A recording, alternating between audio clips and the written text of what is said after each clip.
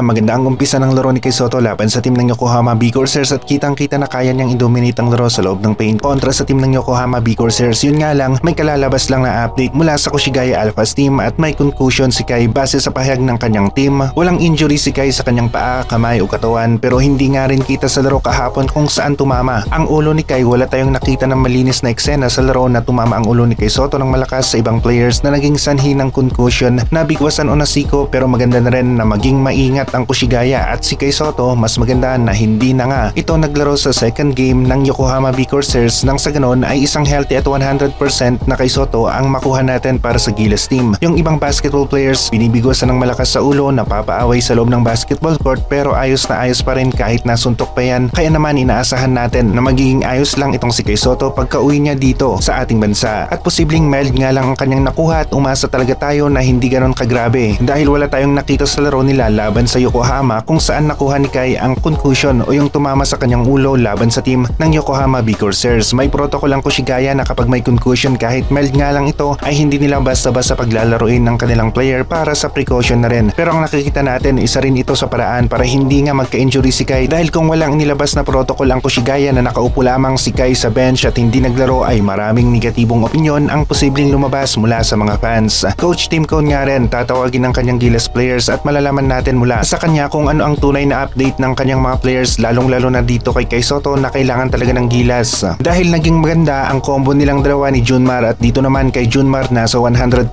ang player na ito, isa sa malakas na pundasyon ng Gilas sa loob ng paint. Hindi malinaw sa first game ng Yokohama at Kushigaya kung sino ang nakadali sa ulo ni Kay Soto na nagresulta sa concussion injury niya. Ayos naman si Kai pagkatapos ng laro, hindi kinailangan na dalhin sa ospital at kumakaway-kaway pa ito sa mga fans. Isang magandang senyales na konting pahinga lang ay magiging ayos na itong si Kay Soto. Sayang ang laro dahil kayang-kaya ni Kai na maging dominant laban sa team ng Yokohama B Corsairs pero maganda rin ito para kay Kay Soto. Hindi na siya naglaro sa game 2 laban sa team ng Yokohama B Corsairs at dahil dito ay 100% na Kay Soto ang maglalaro para sa Gilas team. Focus na si Kai at si Coach Tim Cone sa Gilas team maging ang ibang Gilas players dahil na rin sa tapos na nga ang PBA Finals. Balik na nga sa ating bansa sina Kay Soto, AJ Edo at Dwight Ramos para sa Gilas team at Insayo naman para sa Gilas team ang kanilang gagawin sa maikling panahon lamang. Buti na lang at hindi na nga bago sa sistema ni Coach Tim Cone ang mga players na ito, kaya naman makakapag-adjust agad sila sa sistema o plays ng Gilas at yung chemistry walang problema dahil na rin sa sila pa rin ang maglalaro mga dating players na kinuha ni Coach Tim Cone. Healthy na Kay Soto, AJ Edo, Junmar at Japet ang meron si Coach Tim Cone. Ngayon mapapagana na niya ang kanyang full big man rotation. May maitatapat na tayo sa team ng New Zealand sa loob ng paint at nagawa ng New Zealand na ma-scout ang lineup ng Gilas. May mga mas matatangkad na players na naidagdag nga rin sa kanilang lineup at buti na lang at nandyan sina Kay Soto, AJ Edo, Junmar at Japet na nagbibigay nga rin ng height sa Gilas team dahil magiging mismatch na naman ang labanan kung wala ang apat na players na ito sa loob ng paint para sa Gilas. Naging dominant ang Gilas sa mga laro nila sa first window ng FIBA Asia Cup qualifiers at magagandang plays ang kanilang nagawa. Idagdag pa natin na Kay Soto at Japet lamang ang mga bigs natin na merong size sa first window ng FIBA Asia Cup qualifiers at gumana ang kanilang laro, pinagtatambakan ng Gilas ang kanilang kalaban. Iba nga lang ang kwento ngayong second window ng FIBA Asia Cup qualifiers. Isa sa pinakamalakas na team dito sa FIBA Asia ang makakalaban ng Gilas team. No show na nga si Kay Soto sa Kushigaya Alphas sa game 2 nila laban sa team ng Yokohama B Corsairs at naghahanda na nga rin ito na umuwi dito sa ating bansa. FIBA Asia Cup qualifiers, second window na nga, first win laban sa team ng New Zealand sa FIBA Asia level ang goal ng Gilas at wala pa talagang panalo ang Gilas laban sa team ng New Zealand sa kanilang head-to-head matchup. Kita naman yan sa FIBA Asia Cup qualifiers website.